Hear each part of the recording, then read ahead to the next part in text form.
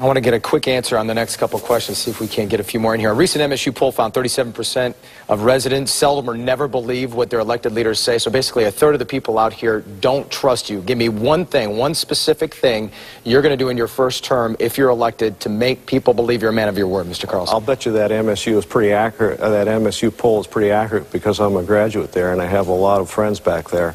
But the one thing that you can depend on that Marvin Carlson will do is because he's a person of the people, not simply moved into the district, and he actually has built his business and built value into his community, that he will speak for the people of the district, because I do not have any payoffs to make. One thing, Mr. Rooney, one thing.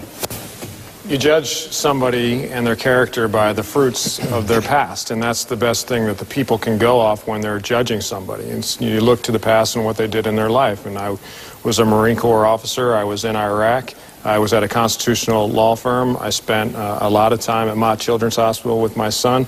And, you know, those are the life experiences that people judge, you know, your character by. And if you're going to be a man of your word when you get down to D.C., I can pledge to you that I'm not going to be moving to D.C. I'm going to stay here in the district. I'm going to remain here in the district and go back and forth so that I can keep my ear to the ground, so that you don't become a Mark Schauer where he just completely disregards what the people of this district want. One thing, Mr. Wahlberg, what's one thing you'll do? Do the same thing I've done before. I'm the only proven principled conservative in this race. And people have learned to trust that when Tim Wahlberg says he will do something or won't do something, that's where he'll stand. What's one thing that, have either of these two gentlemen lied in this campaign? Have any of your opponents, Mr. Wahlberg? No, I wouldn't call it a lie. And, of course, Joe Wilson is a friend of mine. But I'm not saying they're a lie. I think there's some misunderstandings that go on, but that's part of the campaign. And bottom line, the experience that you develop in being in a political environment and understanding the district back home, living in your office, remembering that your home is back in the 7th District, not Washington, it goes a long way, and I think that's some of the understandings. Has anybody lied in this campaign, Mr. Rooney, that you remember? I wouldn't say lie. There's been a lot of ignorance and, you know, mailers put out that are, you know, just not based upon the fact. Well, one of my opponents, Marvin, put out a piece saying that I was a native of Florida. I was born and bred in Philadelphia, Pennsylvania. And, you know, trying to do innuendo about, you know, your family. I come from a large Irish Catholic family, so not everybody agrees 100% with me or my values, but, you know, when you live in a big family, whether you have a lot of different uncles or aunts or cousins or whatnot, you're going to get differences of opinion. Is that true? Did you say he was from Florida? Yeah, he went to high school in Florida, but it's a very small issue. What the bigger issue is in that mailer is I asked for transparency. I asked Brian to provide us with his income tax records. All of the other candidates, including the governor's candidates, have done that. Brian has simply refused to do it. Why haven't you done that?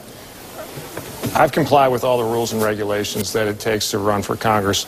My income as an attorney at the Thomas More Law Center is a matter of public record. You can go online and see what I've made for the last 3 years by looking at my 994. Would it be easy to just release it if everybody else is doing it? Marvin Carlson does not run my campaign. I run my own campaign, and I do what I have to in order to get my word out to the people of this district so that they can vote for me. It has nothing to do with Marvin Carlson running his campaign. It's being transparent and making a full disclosure of where my money comes from. Brian has spent $300,000 of his own money plus several $100,000 of family money on this campaign. He doesn't have a job currently. Where does the money come from? I have one quick... It's probably the worst time to ask a quick question, but when you guys say you'll overturn health care, or what you call Obamacare, isn't that a little presumptuous, considering that anything that gets going that actually makes it to the president's desk he would repeal if you get in there? Is there a way you can overturn that? Let's start with Mr. Rooney. And we have to be quick here. Get about 30 seconds. I'm not naive to believe you can overturn it until we have a new president in 2012, which I believe we will have. In the meantime, until you get to 2012, you fix what you can get fixed, because we should have a Republican Senate and Congress. And then after 2012, we work to repeal and replace it with the new president, and we can do that because the bill doesn't get fully implemented in 2004. 30 seconds, Mr. Wahlberg. Is it presumptuous to think that? Oh, absolutely, until we can do it. And I would certainly agree with the approach here, but the key thing is go back there with a plan in place. You repeal and replace starting by not funding it these next 2 years, and then offering during that period of time the alternatives that the American public can talk about, the echo chamber can go, you can talk about in your news programs, that there are alternatives. So it's not getting up there and saying just the party of no. It's a party of no, not this, and yes, these are the approaches that will work. Is it disingenuous, Mr. Carlson, to run on a platform that I'll go to Washington and I'll repeal Obama's No, it's not, healthcare because policy? the U.S. House of Representatives originates all revenue bills. And if we have a majority, a conservative majority in the House of Representatives, we can say no to implementing Obamacare. It's that simple. It's not disingenuous. It's actually a strategy. Anything you pass, though, isn't he just going to repeal it? No. Veto If we simply don't fund implementation, he's not in position constitutionally to make the funds available. The U.S. House has that power, and it's the House of the people. They have the power of the purse. It's critical. It's the most powerful chamber, and we will not be disingenuous. We will, in fact, be proactive and prevent implementation. All right, we have time for 3 closing statements, one from each of you. I want to try and keep it to about 45 seconds. Mr. Wahlberg, you're up first. Well, thank you for this opportunity, and we thank you for the viewers that will listen and take consideration of it. I express appreciation to my colleague opponents here. This is the American system, and we ought to be involved in it. And I would make a strong statement right from the get-go here that regardless who wins this primary and becomes a nominee, if it isn't me, I will support either of these two. Because it's very clear, the issue in this race is that Mark Schauer, with a 96% voting record with Nancy Pelosi, fitting more to San Francisco than the 7th District, clearly puts his trust in big government, while I put my trust in the American people. When we get down to that issue, as I said earlier, when you have 435 members of Congress, you can't worry about 434 of them, but you can send one who's a proven, principled conservative with a record that you know will carry out. Mr. Rooney? We need new leadership in this district so we can help start create a stronger Michigan. We don't need the Mark Schauers of the world who literally is the Matt Millen of Michigan politics. He's a disaster for this district. He has voted against the interests of this district. But we also don't need someone that Mark Schauers already beat again.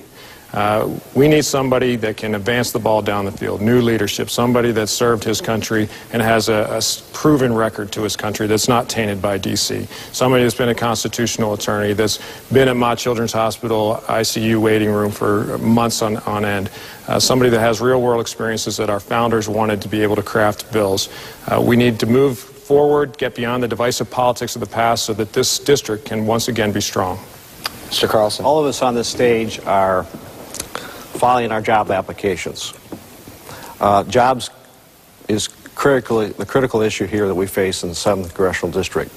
There's only one candidate in this race, Democrat or Republican, actually has real-world experience in job creation. I spent 35 years doing that. I believe that's a kind of a background experience we need to take to Washington. Someone who's met a payroll.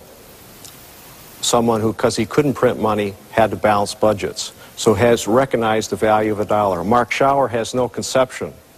He's never worked in the private sector. He's always been dependent on a government check. That must change. We need private sector business experience in Washington. Gentlemen, on behalf of Brian Wheeler from the Jackson Citizen Patriot, I want to thank you for joining us, and for the people in attendance today who can now applaud if they like. And we want to thank everyone watching at home on WILX. If you'd like to learn more about these 3 candidates, please check them out and the stories we've done at WILX.com. You can also tune into WILX News 10 at 6 weekly up until the election. We'll be testing political ads and pamphlets, whatever they put out, to make sure they are telling the truth. Good night from Jackson Community College. I'm Jason Colthorpe reminding you, go vote August 3rd.